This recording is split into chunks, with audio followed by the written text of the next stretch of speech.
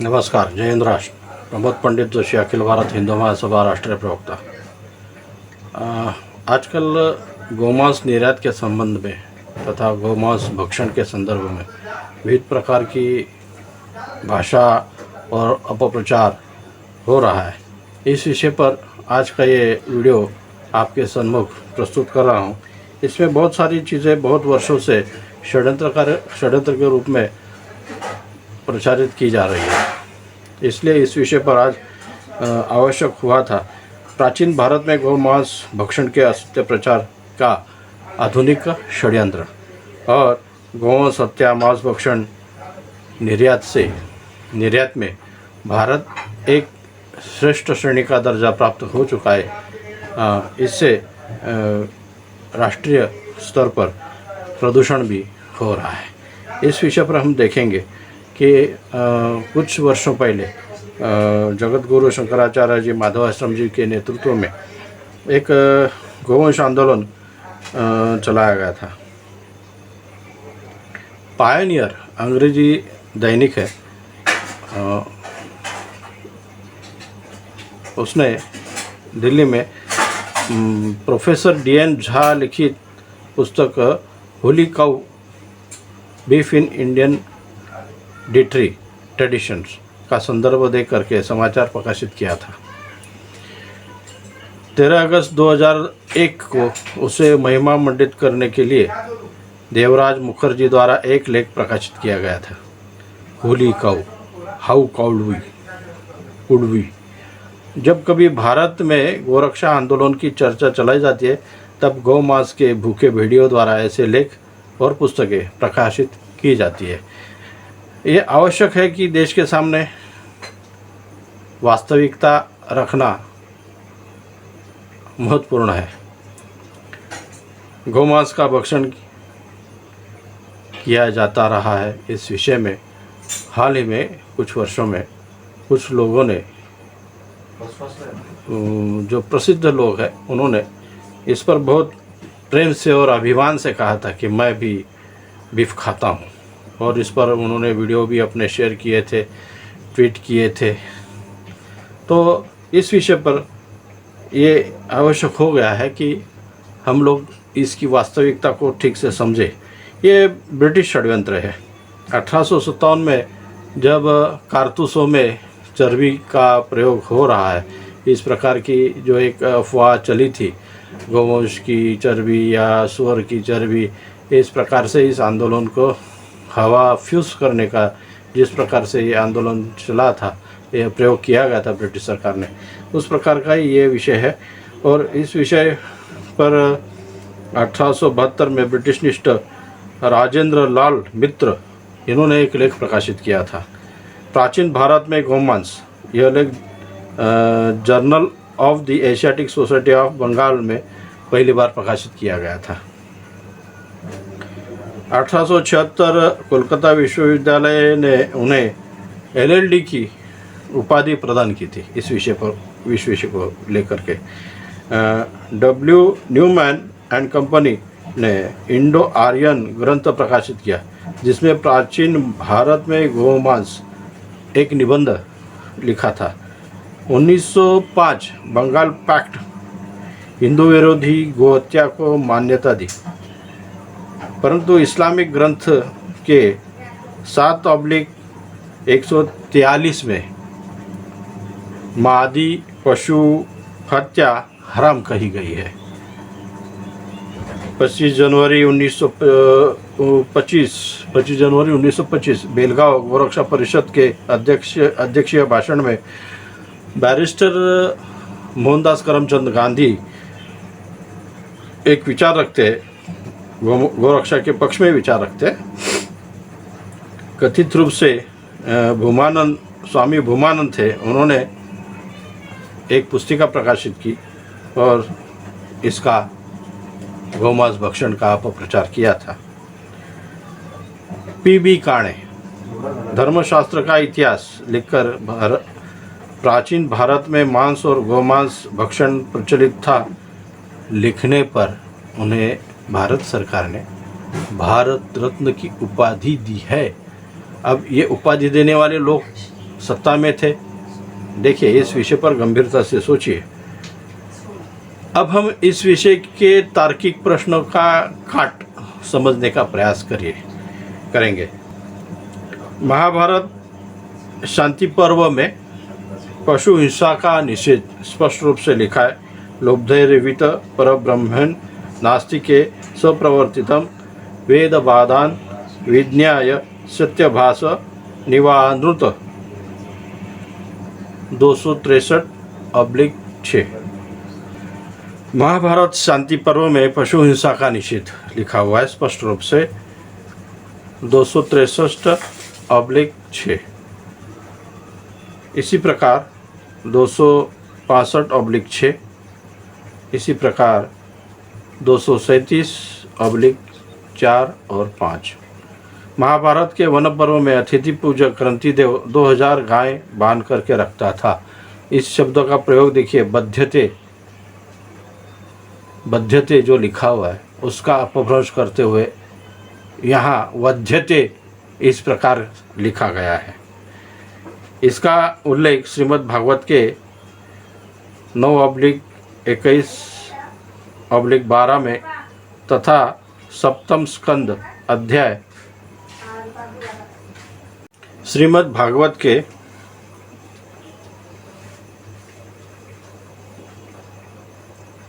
7 स्कंद अध्याय 15 श्लोक 8 में किसी भी प्राणी को किसी प्रकार का कष्ट न दिया जाए, इस प्रकार से स्पष्ट रूप से लिखा गया है। श्रीमद् भगवद गीता जी के अध्याय 2 श्लोक 20 में हन्यते शब्द शरीर के मारे जाने पर भी नहीं मरता से भिन्न है। मनुस्मृति में मद्य, मांस, सुरा, आसव, पिशाच, राक्षस, यक्षों के आहार के लिए आहार है, इसलिए देवताओं की हनवी खाने वालों के लिए यह वस्तु खाने के अयोग्य है। इस प्रकार से इसका उल्लेख किया है। इसी प्रकार से वेदों में मांस भक्षण का विरोध ऋग्वेद की ऋचा 10:87, 18/8, 18/4, 18/8, ऋग्वेद 6/28/5 तथा अथर्ववेद 1/16/4। यजुर्वेद के 13वें अध्याय में 42 और 43 तथा 12 और 49 में इसका उल्लेख किया गया है। अब देखिए कि हम वेदों में भी गए, महाभारत में भी गए, भागवत में भी गए, श्रीमद् गीता जी में भी गए, सारे उल्लेख हम आपको दे चुके हैं। इसी प्रकार से हम अरबिक शिक्षा देने वाले अल गज़ाली का भी एक उदाहरण इसमें सम्मिलित करना चाहते हैं। 1058 से लेकर के 1111 जिसका कार्यकाल रहा है, अल गज़ाली बगदाद इस्लामिया शिक्षा संस्थान के प्रमुख थे। उन्होंने लिखी इह उलूम उल दीन, जिसे कुरान के समकक्ष माना गया है। इसका उर्दू अनुवाद मजाकुल आरफिन में गाय का गोश्त मर्ज है, अर्थात रोग है, उसका दूध शिफा और घी दवा है। यह एक उल्लेख करना इसलिए आवश्यक था क्योंकि हमारे यहाँ धर्मांतरित जो मुस्लिम है, जो पहले गौमांस का भक्षण करते थे, वह केवल मांस भक्षण के कारण इस प्रकार का अपप्रचार में सहभाग करते हैं और गौवंश की हत्या करने में अग्रक्रम लेते हैं। तो ये एक आवश्यक था। इसी प्रकार से हम शतपथ ब्राह्मण के ग्रंथ में जो एक उल्लेख लिखा गया है कि इसका गलत या अपभ्रंश करके, अपप्रचार करके महर्षि याज्ञवल्क्य जी पर लांछन लगाने का जो एक प्रयास हुआ है। सनातन धर्म लोक के लेखक श्री पंडित दीनानाथ सारस्वत जी ने इसका खंडन किया है और लिखा है, यज्ञकर्ता के रूप में अंसल खा सकता है। अब इस अंसल का अमरकोश के 2/6/44 में स्पष्ट रूप से लिखा है, अंसल मांस जैसा मांसल होता है, अर्थात अंसल बलकारक होता है। वामन शिवराम आप्टे जी को मैंने देखा है, उनका आशीर्वाद भी लिया है। उनके इस शब्दकोश में भी इस विषय का उल्लेख है और मांस न लिख करके उन्होंने अंसल को बलवर्धक के रूप में कहा है। तो पाणिनि के सूत्र में भी अंसल को बलकारक कहा है। अंसल अर्थ आपके अब समझ में आ गया होगा। तो इस शब्द का जिस प्रकार से अपभ्रंश करके लोगों के सामने रखा जाता है, उसका स्पष्ट उल्लेख मैं अभी आगे करने जा रहा हूँ। याज्ञवल्क्य जी का अंसल खाने का मंतव्य दूध या दूध से बने पदार्थों से, जैसे मक्खन, मलाई, रबड़ी, श्रीखंड, खीर से है। स्वातंत्र्यवीर सावरकर अखिल भारत हिंदू महासभा के नेता, जिन्होंने गौवंश को राष्ट्रीय पशु घोषित करने की मांग की थी। इस पर कुछ लोगों ने टिप्पणी की, उसका अपभ्रंश किया और इसका अपप्रचार जिस तरह से किया गया, यह एक सोची समझी रणनीति हो सकती है। हम इसका खेद व्यक्त करते हैं।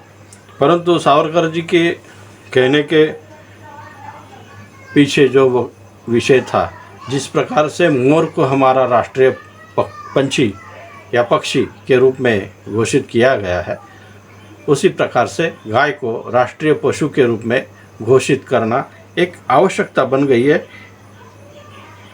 और जिस देश की अर्थनीति गौमांस निर्यात पर निर्भर है और विश्व में सबसे अग्रक्रम में निर्यातक के रूप में भारत का नाम लिया जाता है, ऐसी स्थिति में हम हमारे देश की संस्कृति के साथ साथ हमारा पर्यावरण, हमारे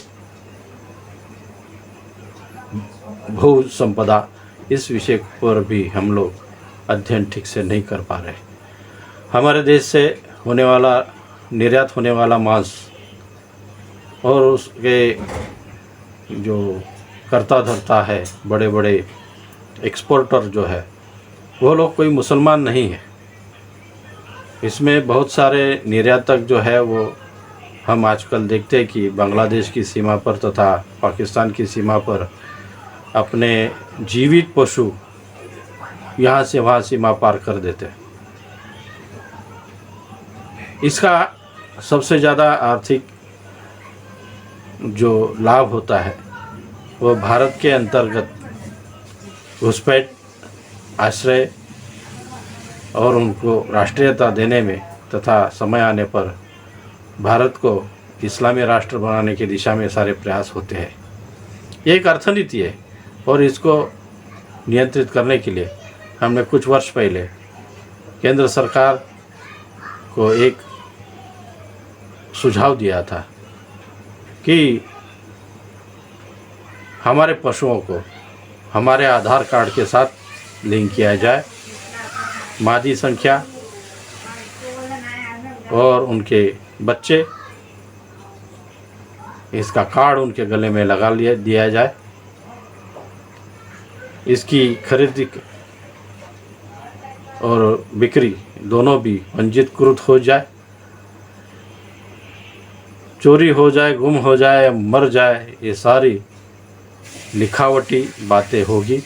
इस प्रकार का एक हमने सुझाव केंद्र सरकार के पास दिया है और इस पर जल्द से जल्द विचार हो जाए, जिससे हमारी प्राकृतिक संपदा भी एक संपन्न हो जाए, हमारे देश की आर्थिक और राष्ट्रीय संपन्नता भू के साथ गौ के साथ नदियाँ, जल, गंगा जी इसके साथ जुड़ी हुई है।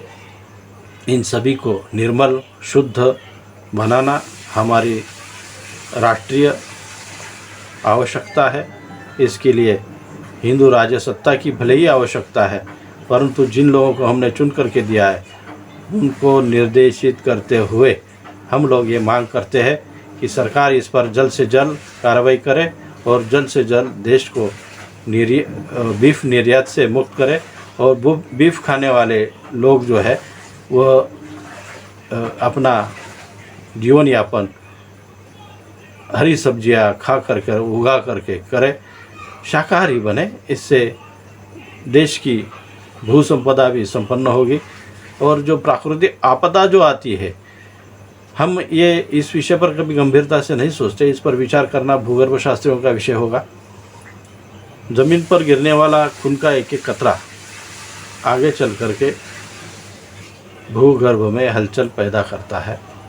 इससे अर्थक्वेक जिसको कहते हैं, अर्थक्वेक, धरनीकंप, भूकंप, इस प्रकार के जो शब्द प्रयोग करते हैं वो आते हैं। इसलिए हमको हमारे देश की मिट्टी को रेगिस्तान नहीं बनाना है। इस दिशा में हम पहल करें। जय हिंद, गो वंदे मातरम। नमस्कार।